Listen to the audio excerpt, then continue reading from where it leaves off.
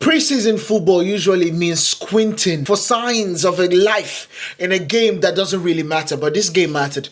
A comeback win, a genuine academy breakthrough, and a tactical selection call from Michael Carrick that tells you exactly where his head is at for August.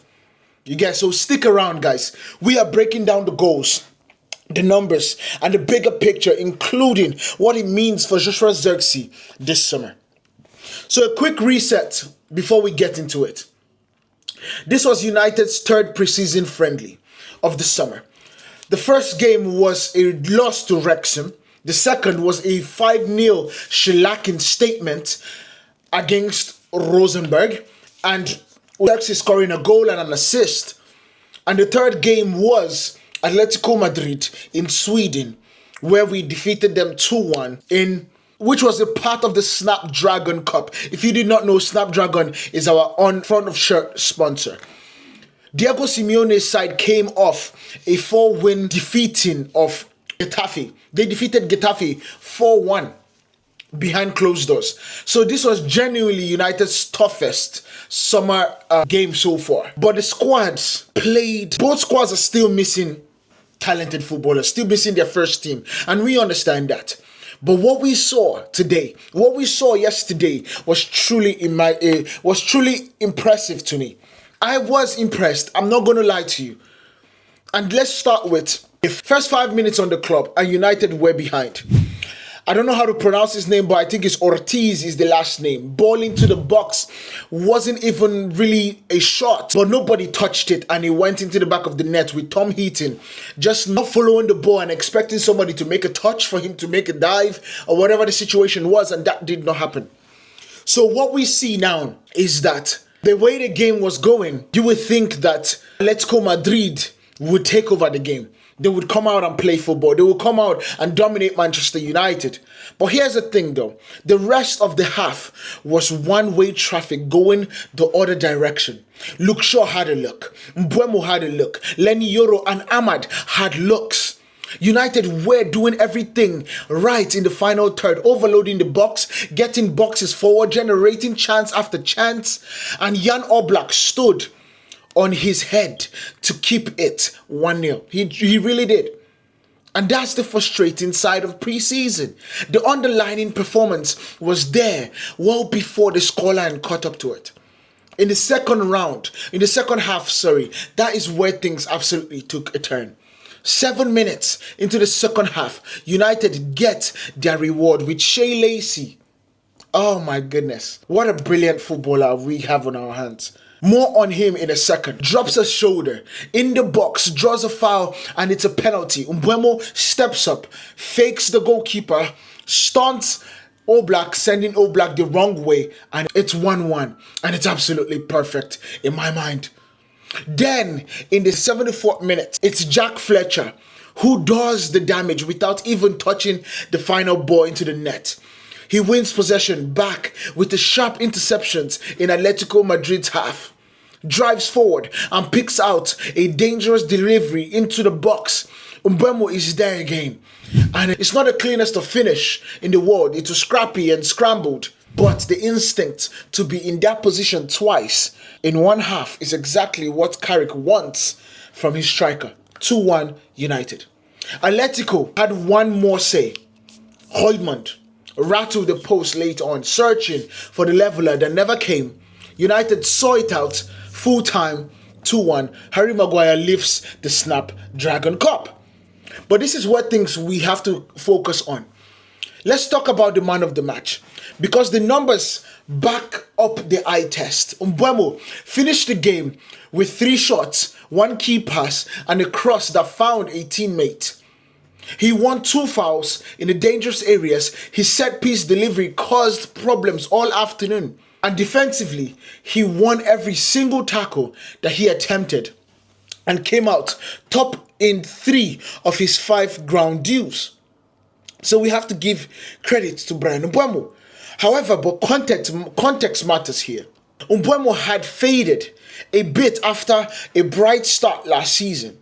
And with Ahmad, Shea Lacey, Benjamin Šeško, and Joshua Zirkzee all in the mix for attacking minutes, There were real question marks about where exactly he fits into United's going forward. A 2-goal man of the match display against the Champions League level opposition is as a direct answer that we would ever get in this situation. And then you have to look at the history that was made by Gabriel. Now here's the moment that everybody gets to remember. Long after the scoreline is forgotten. In the 82nd minute, if I'm not mistaken, Carrick brought on Gabriel for outgoing match winner in Bryan Mbeumo. Gabriel is 15 years old. That substitution made him the youngest player to ever feature in a Manchester United first team. 15-year-old and 299 days old, breaking a club record that stood through everyone United have ever produced. Gabriel is truly amazing. This wasn't a surprise call-up, by the way. Gabriel has been knocking on this door for a long time. He already traveled with the senior squad for Rosenborg game and was an unused sub. So the club has clearly been building to this moment. The hype isn't manufactured. The kid scored 29 goals for the under-18s last season while playing above his age group, which is where the Kid Messi nickname comes from, along with a genuine transfer interest from clubs like Real Madrid, Bayern Munich. Carrick himself has been constantly clear all this summer that the talent is obvious, but there's no interest in rushing him. Managing that balance, giving Gabriel exposure without burning him out, is going to be one of the more fascinating academy subplots to follow this season, especially with United getting qualification back into the Champions League and the schedule about to get a lot heavier. So now let's talk about Joshua Zirkzee. Let's talk tactics, because Michael Carrick made a selection call that I don't think was accidental in this situation. Joshua Zirkzee scored and assisted against Rosenborg just days earlier. By most readings, there was the best attacking player on the pitch in that game. And he started on the bench for this one, with Michael Carrick trusting Bryan Mbeumo through the middle instead. Let's basically break it down. Let's see how this situation will be. You get me? But here's my take about the situation.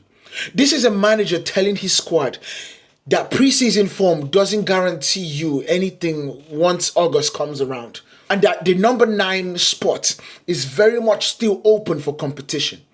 It also lines up everything that we have been hearing about Joshua Zirkzee's future this summer, with reports, financial snags still holding up any possible move away from Old Trafford, a player who isn't nailed on to be a starter or to start next season, who isn't guaranteed to even stay, however, is worth watching closely as we get closer to the deadline day. Because in my mind, the way I see Joshua Zirkzee and the way that we did not start with him last game, I think there might be something in it. Just like you did not see Yan Diomande play for RB Leipzig, I think there might be something in it. But when you're looking after the game, when you're speaking after the game, Michael Carrick's message was about a bigger arc, not just the scoreline that doesn't really count. He pointed to the balance of the senior players coming back sharp and fit alongside the kids stepping in and delivering, and framed the whole performance as another building block on top of 7 months of work since he took permanent charge.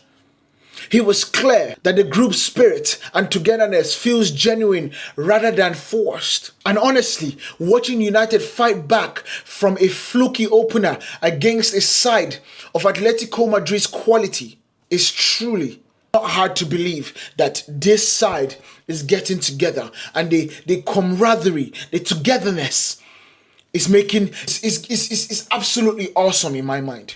You get me? With Champions League return on the horizon and much busier calendar coming, we would absolutely need every single person in this situation. So, Mbeumo answers his doubters. Gabriel writes himself into the history books, and Michael Carrick just quietly told Joshua Zirkzee that nothing is guaranteed That's a lot to get from a game. That's a lot of technical to not focus on. You get me? So guys, drop a comment. Do you think Joshua Zirkzee is out the door before this window shuts? And if you want a full transfer roundup on where United's business stands right now, that video is coming next. So make sure you guys subscribed and catch you in the next one. I'll see you guys. Peace.